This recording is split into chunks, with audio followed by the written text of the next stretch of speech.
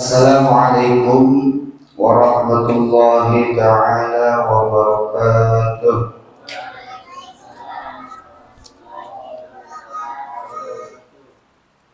Innal hamdalillah nahmaduhu wa nasta'inuhu wa nastaghfiruh wa na'udzu billahi min shururi anfusina wa min sayyiati a'malina. May yahdihillahu fala mudilla lahu wa may yudlil fala hadiya lahu. Amma ba'du.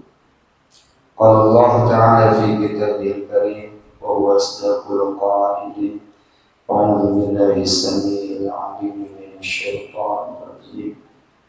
Subhanaka la ilma lana illa ma 'allamtana innaka antal 'alimul hakim. Qala Nabi Muhammad sallallahu alaihi wasallam, talabul ilmi fardun 'ala kulli muslim. Sadaqallahul azim wa sadaqa rasulun nabiyul karim wa nahnu 'ala dzalika minasy syahidin wasyakirin walhamdulillahi rabbil alamin. Yang sama-sama kita hormati Ketua DKM Bapak Abdul Wahid beserta para jajaran, yang mudah-mudahan Allah selalu memberikan kepada para pengurus, terutama kepada Ketua DKM, kekuatan, inayah dan hidayahnya, agar senantiasa mampu dan dapat memakmurkan Masjid Al-Mu'allimin di abad 018 ini.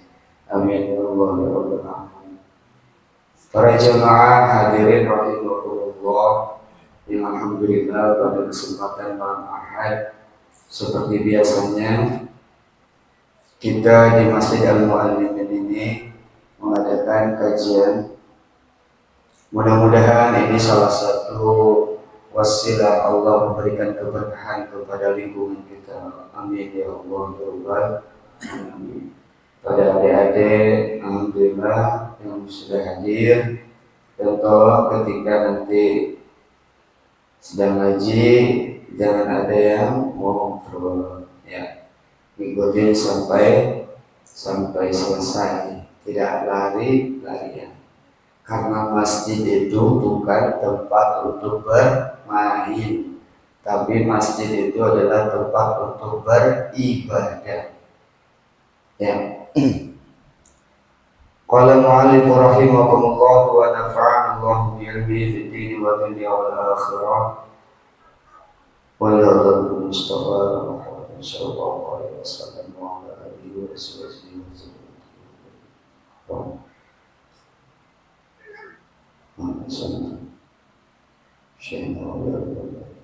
Syai'ullahi lahum al-Fatihah. أعوذ بالله من الشيطان الرجيم. بسم الله الرحمن الرحيم.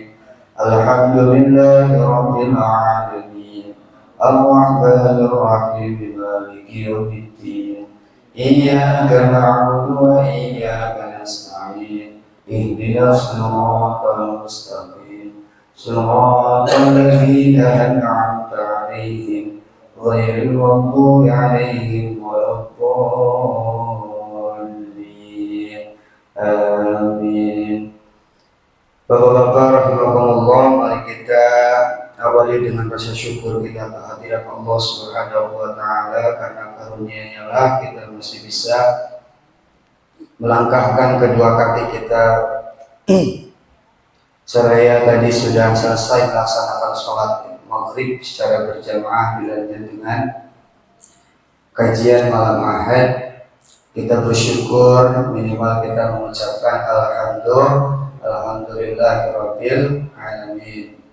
Makna yang luas dari syukur yakni memanfaatkan dan melaksanakan seluruh nikmat yang diberikan oleh Allah Subhanahu wa taala di dalam ridhonya Allah Subhanahu wa taala. Salawat beserta salam semoga tetap tercurahkan kepada junjungan kita Nabi besar Muhammad sallallahu alaihi wasallam.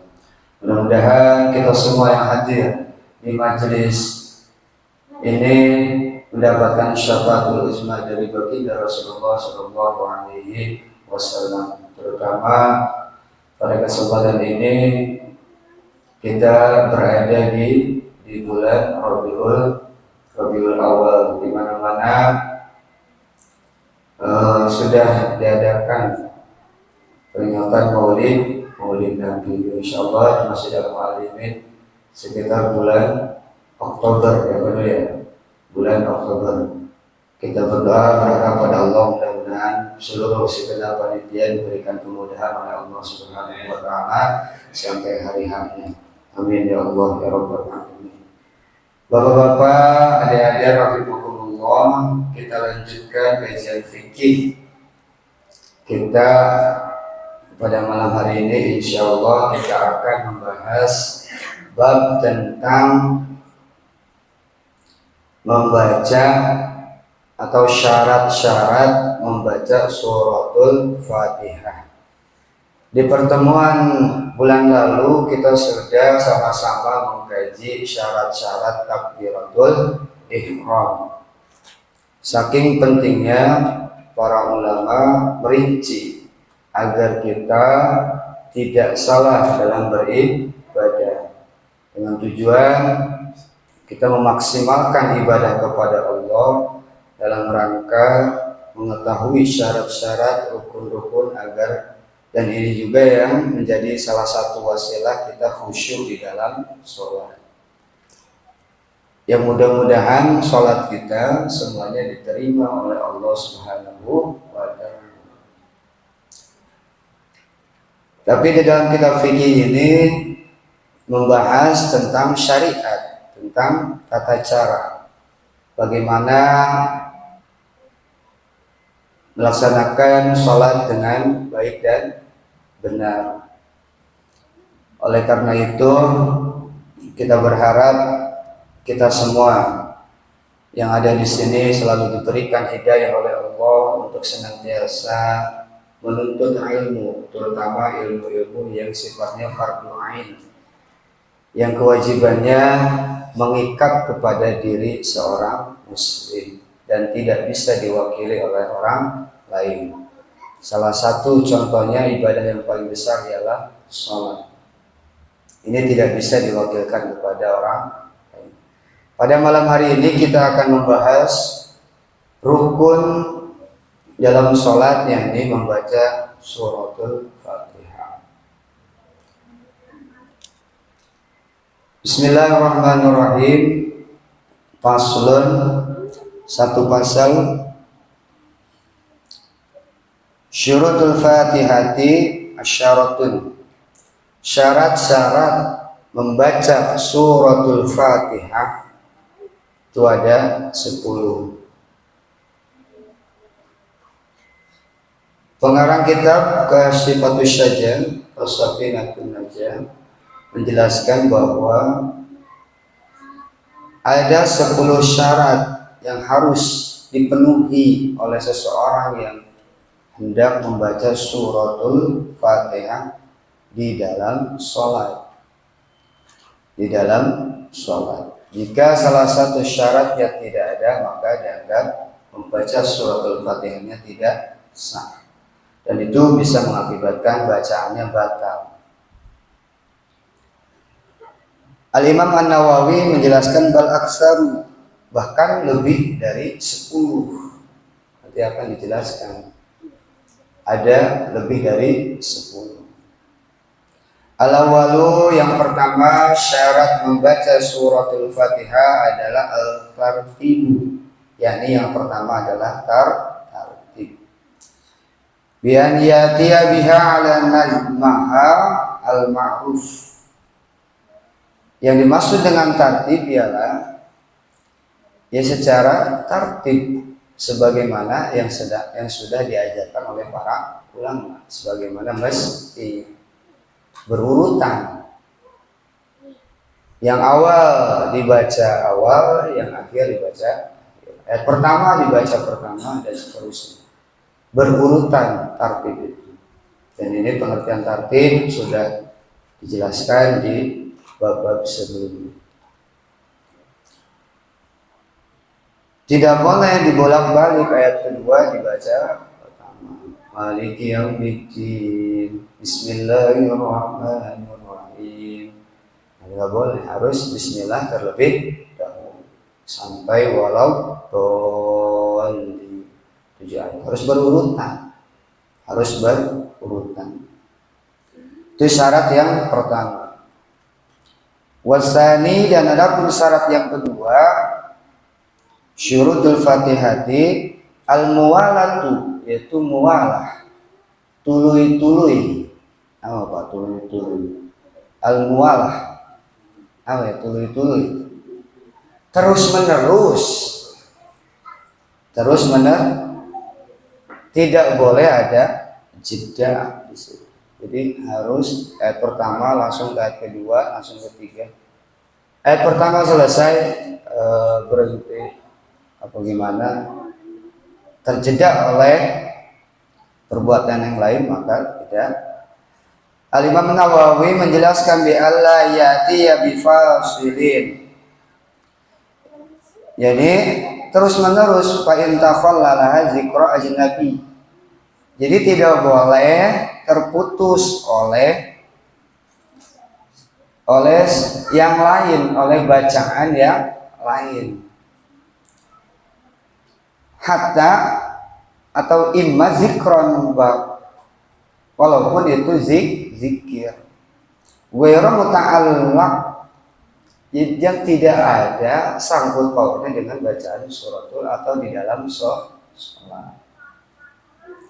Walau qalilan, walaupun hanya sedikit, walaupun bacaan itu hanya sedikit. Dikasih contoh, kahamdin atisin, contoh misalkan membaca hamdalah atisin ketika orang tersebut bersin.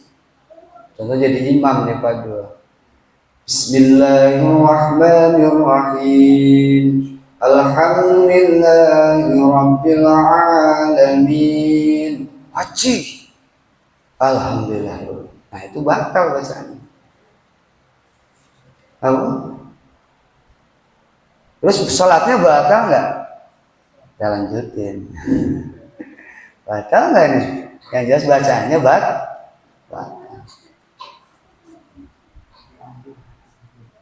Wa in sunnah kharajuha. Padahal membaca hamdalah ketika di luar sholat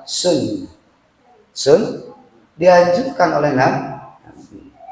Ketika bersin disunahkan membaca alhamdulillah. Yang mendengarnya sampingnya nih harus mendoakan yarhamukallah. Yang bersin jawab lagi mendoakan yahdikumullah. Jadi saling mendoakan dalam Islam itu luar biasa. Walaupun ketika di luar sholat itu sunnah. Tapi ketika dalam sholat ternyata tidak diperbolehkan. Tidak diperbolehkan kalau ketika di dalam sholat. Karena di dalam usul fikih dikatakan al-wajibu la yutroka li sunnatin. Dalam usul fikih sesuatu yang wajib itu tidak bisa ditinggalkan atau diganti oleh sesuatu yang sunnah. Nah di sini awas, ini merupakan satu konsep dasar dalam beribadah. Gak bisa sesuatu yang wajib itu diganti oleh yang sunnah. Atau dalam usul fikih yang lain misalkan malam yatimmu wajibun. Jadi tidak sempurna kalau sesuatu yang wajib illa bihi fa huwa wajib. Yang wajib itu udah boleh batal oleh yang wajib, boleh dibatalkan oleh yang wajib, boleh batal tapi sesuatu yang wajib juga. Nah, itu tidak bisa. Maka ketika dalam sholat membaca suratul Fatihah lalu tidak mualah, maka bacaannya batal bacaannya. Contoh yang lain, wakajabatil muazzin. Contoh menjawab azan. Contoh di Al-Mu'allimin azannya duluan karena tepat waktu. Misalkan ada masjid sebelah karena mungkin nggak ada orang, azannya telat. Di sini sudah sholat, udah ada imam sholat. Ketika sampai maliki yaumiddin, di atas Allahu Akbar, Allahu Akbar. Terus kita jawab Allahu Akbar, Allahu Akbar. Nah itu bacanya, Mbak. Nah itu enggak tuluy, tidak terus menerus. Artinya qat'un, artinya terputus. Qat'ul muwalatin, maka terputus tuluy-tuluynya terus menerusnya. Wala tabtulu sholatahu, ternyata tidak membatalkan sholatnya enggak batal ternyata. Terus diapain? Maka ngulang lagi dari awal. Bismillahirrahmanirrahim. Baca lagi dari awal. Jadi sholatnya enggak batal, Pak. Kalau iya masih rakaat pertama. Kalau udah rakaat keempat lagi baca basmalah, dibaca begitu batal, ya kan? Wah, ini agak repot ya secara akal. Tapi menurut para ulama kimusonif di sini fi madhhab Syafi'i, salatnya tidak batal, tapi mengulang kembali bacaan pada rakaat tersebut. yakni balik lagi walaupun sudah misalkan Siratal ladzina an'amta 'alaihim Allahu akbar. Nah, bakal balik lagi ke bismillah awal lagi. Gitu ya. Jadi tidak membatalkan kepada sholat. Itu yang kedua, yaitu tuluy terus menerus, tidak terjeda walaupun oleh zikir. Wasalisu, dan adapun syarat membaca suratul Fatihah yang ketiga adalah mura'atu hurufiha. Mura'atul hurufiha. Apa ya? Ngeraksa itu apa sih bahasa ini ya? Ngeraksa. Memperhatikan dengan betul-betul, dengan sungguh-sungguh. Mura'ah itu artinya setiap huruf yang dibaca yang berada di dalam surah Al-Fatihah. Maka nyambung Pak qiraah itu. Kau wajib di sini. Makanya para ulama qiraah membaca Al-Qur'an itu wajibun fi tajwid. Wajib menggunakan tajwid. Di mana kita bisa belajar sifatul harf, sifat-sifatul huruf yang nanti turunnya ada makharijul huruf, ada sifat hams, ada jahar, dan ada isti'ala, ada ismam, dan lain-lain. Itu dijelaskan oleh para ahli qiraah. Kalau saya nggak mumpuni, ilmu qiraah terlalu dalam. Ya, kalau saya suruh ngajarin qiraah, angkat 4 tangan kalau punya 4 tangan. Berat. Ya. Terutama di sini ditekankan wahai para imam sholat.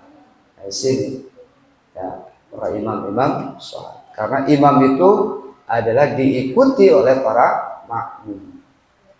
Untung Pak, kalau Imam Syafi'i makmumnya wajib baca Al-Fatihah. Jadi kalau Imam Syafi'i kan jadi khilafiyah tuh Pak. Ya Pak, mungkin pernah dengar Pak. Makmum itu baca surah Al-Fatihah atau tidak di belakang makmum. Kalau Imam Syafi'i baca. Tapi nggak boleh membersamai atau bahkan mendahului. Tapi setelah selesai imam. Kalau bacanya bareng mah nggak boleh Pak Imam Syafi'i. Gitu. Ya. Tapi kalau kita pakai mazhab Hanafiyah Pak, wah seram ini Pak nih para imam nih. Mazhab Hanafiyah itu makmumnya nggak wajib Pak, bahkan nggak boleh baca suratul Fatihah. Karena surah Al-Fatihah itu sudah ditanggung seluruhnya oleh imam. Berapa? Kalau ada salah satu kesalahan, wah itu nanggungnya imam berapa jadi imam luar biasa. Ya, berat, sangat berat. Jadi kadang-kadang saya juga nggak mau jadi imam, berat. Tapi kadang ada yang semangat jadi imam. Alhamdulillah, Pak, doakan biar belajar terus. Ya. Minimal bisa menguasai ilmu qiraah tajwid aja. Kalau qiraatus sab'ah mah kepanjangan. Ya. Qiraah tajwid. Ya, hukum-hukum. Nah, ini ya, syarat yang ketiga, memperhatikan huruf-huruf yang dibaca yang ada di dalam surah Al-Fatihah. Al-Imam An-Nawawi menjelaskan wahiyya samaniyatun salasuna. Huruf Al-Fatihah ada 138 huruf. Ada 138 huruf. Nah, itu bil ibtida'i bi alifatil wasli. Wa amma idza idda syiddatil hurufa ma'a idda alifi, jika kalau ditambahkan syiddah, huruf yang bertasydid syiddah, dan alif yang ada di surah Al-Fatihah, Al-Imam An-Nawawi menjelaskan zalika ma'al sorot jumlatun mi'atun wasittatu wa khamsina. Jadi jumlahnya kalau huruf yang syiddah dihitung dua, contoh misalkan dalam lafaz dalam jalalah bismillahi, millah itu lamnya kalau dipisahkan dalam ilmu i'rab, dalam ilmu shorof itu asluhu bismillahi. Karena ketemu dua huruf yang lijinsin karena sejenis, maka digabungkan fasoro bismillah gitu, Bang. Nah, itu ilmu qiraah juga, Bang. Adalah dikit, Pak, ya. Nah, kalau itu dihitung dua, nah nanti bab seterusnya bab yang menjelaskan huruf mana saja yang ada tasydidnya. Makanya nanti ini sekelibat aja. Nanti ada bab khusus yang menjelaskan di mana saja huruf-huruf yang ada tasydid. Kata Imam Al-Nawawi, kalau setiap huruf tasydid dihitung dua, maka jumlah hurufnya seluruhnya adalah berapa tadi, Pak? 156. 156. Ini pun ada ikhtilaf pada lafaz maliki. Ada yang menggunakan alif maliki. Kalau ada alifnya berarti dua harokat, satu ketukan kalau kata guru ngaji. Maliki hukumnya matabi'i atau mad asli, dibaca dua huruf. Alasannya karena alif tiba sebelumnya ada huruf hijaiyah yang berharokat fathah, maka dibaca ma. Ada juga yang membaca alifnya tidak ada, maliki yaumiddin, maliki yaumiddin. Jadi jangan aneh nanti bacanya pendek ya. Itu ada ya. Inilah pentingnya belajar qiraah. Nah, itu kalau misalkan itu pun nggak ada, berarti 155 huruf dalam suratul Fatihah atau Ummul Quran. Itu jumlah hurufnya. Kenapa menjelaskan jumlah huruf, Pak? Karena kata Imam An-Nawawi, barang siapa walau asqata harfan minha, bagi siapa saja yang membaca surah Al-Fatihah lalu dia membuang salah satu huruf dari Al-Fatihah, lam tasihha sholatuhu. Kalau ada satu huruf, Pak, yang dibuang, maka sholatnya tidak sah. Itu Pak, ini fatal.